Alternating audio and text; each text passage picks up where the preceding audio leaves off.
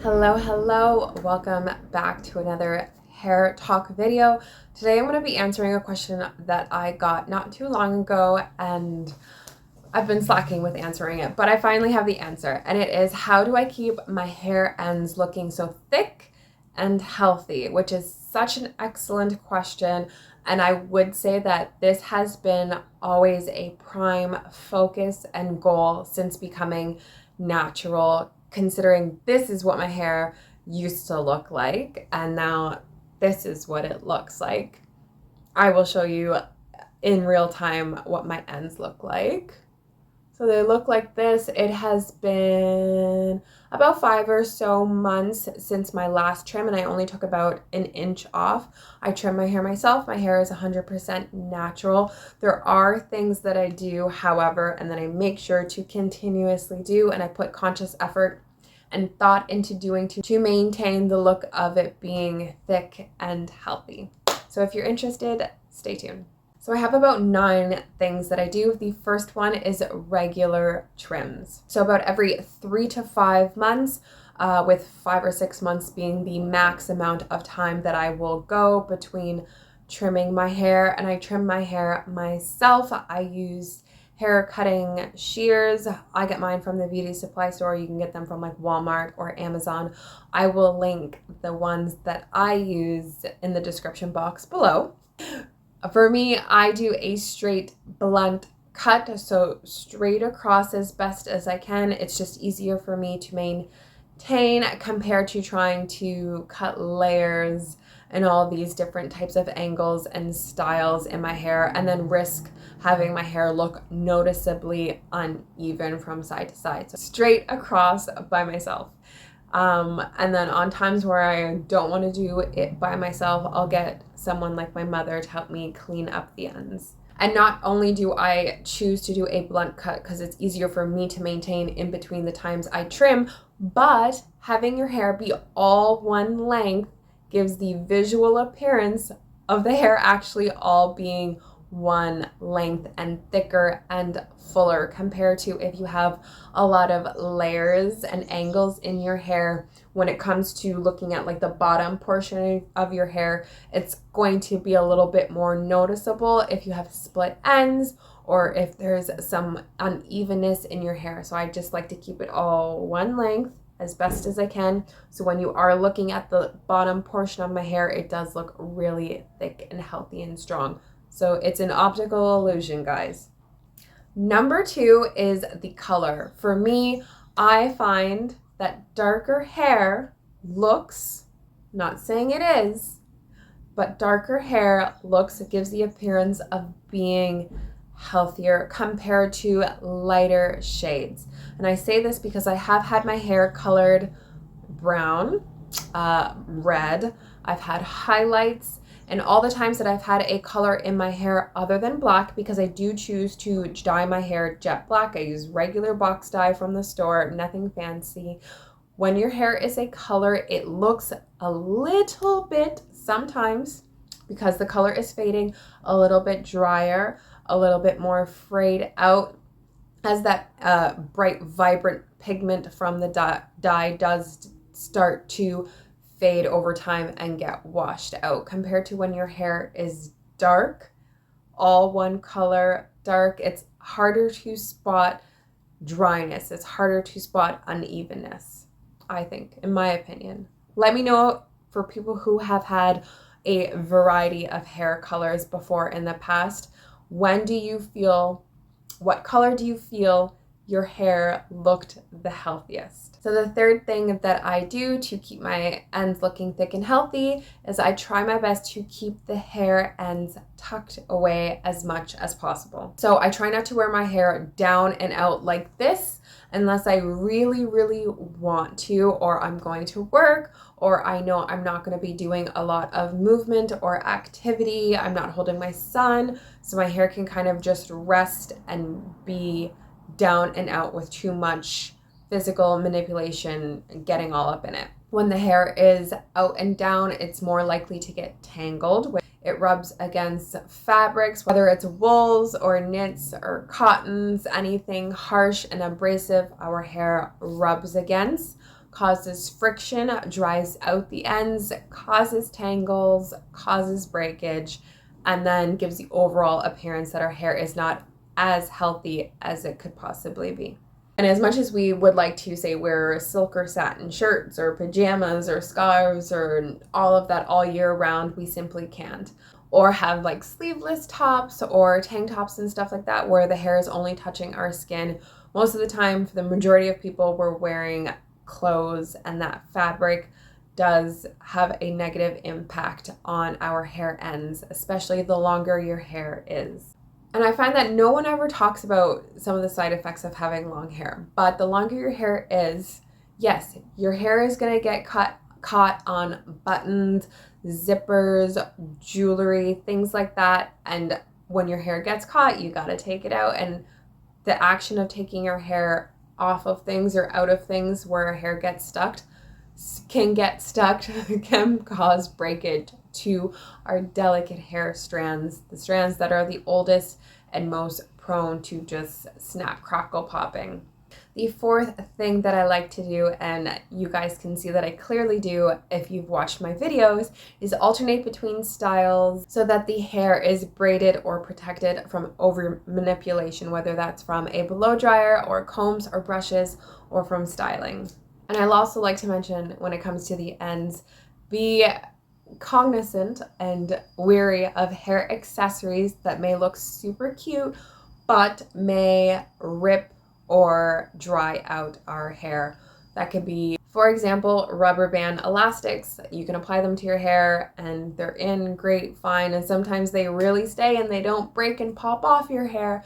And when it comes time to taking them out, you notice that it is ripping out strands of your hair.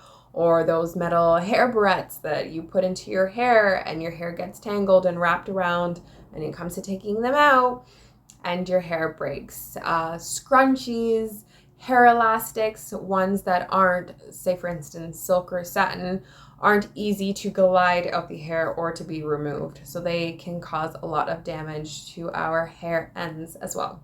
The fifth thing that I like to do to keep the ends thick and healthy is applying hair serums. Hair oils are great as well, so you can alternate or interchange between hair serums and hair oils, but something that is that type of oily consistency to make the hair feel more slippery and smooth. I especially like to do this when my hair is in a straightened state. I won't do it on the day that I straighten my hair, but more likely I will do it like day 3, 4, and onwards when the hair is starting to dry out.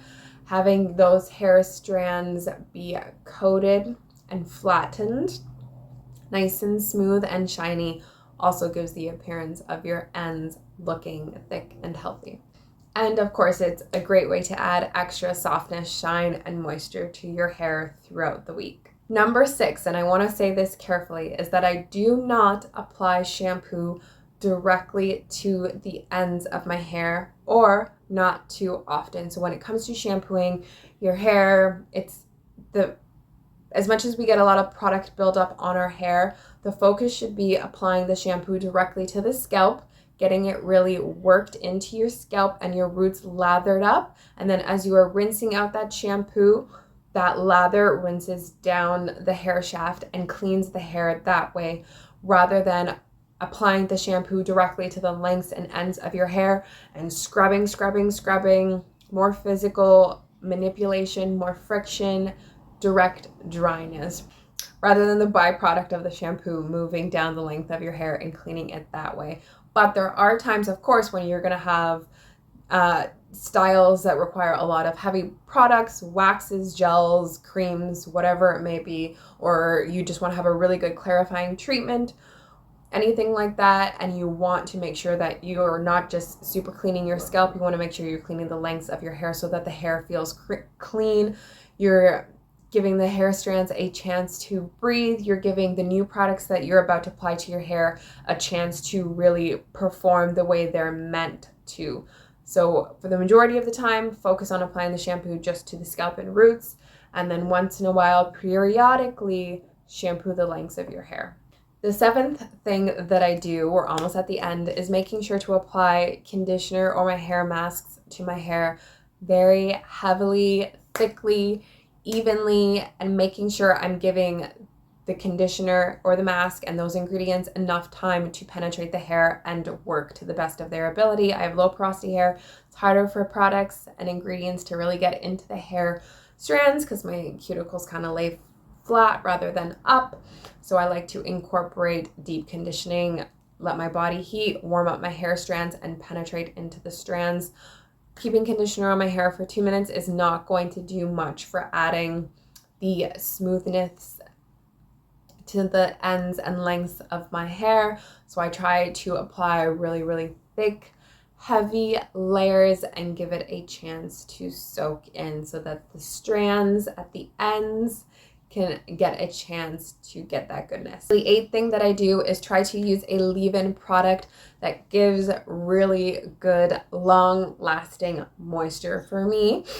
I really like using the Shampoo Daily Oil Moisturizer. I can apply it once and it lasts in my hair usually for about a week without my hair feeling excessively dry. So I will shampoo, condition, apply my Shampoo Daily Oil Moisturizer, blow dry my hair, and then go about whatever type of styling. And blow drying my hair after applying the Shampoo Daily Oil Moisturizer, I feel like helps really lock in that moisture, makes my hair feel super soft and smooth and silky, and I love it. My hair doesn't really start to feel excessively dry till like day 5, day 6, and by then I'm almost ready to wash my hair anyways, so it doesn't matter. But make sure you are picking a moisturizer that moisturizes your hair from the top down to the ends and is good to apply to the top and the ends of your hair, because not every product works really well on the roots and scalps of your hair. Okay, so my final tip number 9,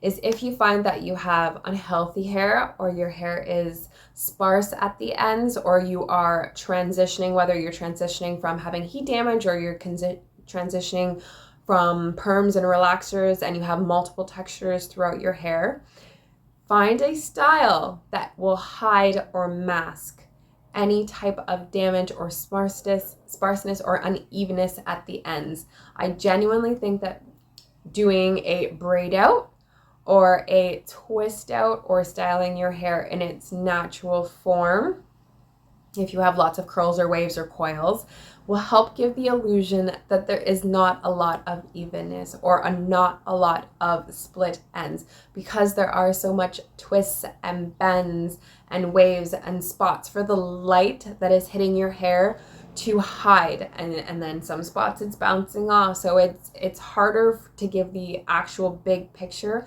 of the ends not looking its best compared to a straightened style or a super stretched out style. If you're like blow drying your hair, it's going to be really noticeable. Like there's no doubt if you need a haircut when your hair is straight. So for me right now, my hair is straight, and you can see by the ends they're looking a little bit frizzy. They're not looking 100% terrible, but they are definitely looking not as even and healthy. And I will insert a picture of what my hair looks like in a wash and go style or a natural hairstyle at the ends. It's not as noticeable. So find a style that you like, that's easy to do, that you find can mask any of your hair struggles or insecurities while you're in the process of repairing and fixing your ends. And of course, tip number 10, cut. As I said with tip number 1, regular trims, sometimes you really do just need to do a big chop or a large cut to get rid of the majority of the damage. As much as we like to use products as band-aids, sometimes we really just need a fresh start, and that comes in the form of a cut. I hope you enjoyed this video. I know it was a really long one, but I wanted to make sure I am sharing all the ways in which you can keep your ends healthy and thick, or at least give the illusion that your hair is healthy and thick while you are on your journey to making your hair healthy and thick. Give this video a thumbs up if you enjoyed. Like, comment, subscribe if you're not already subscribed, and I will see you in the next video. Peace out.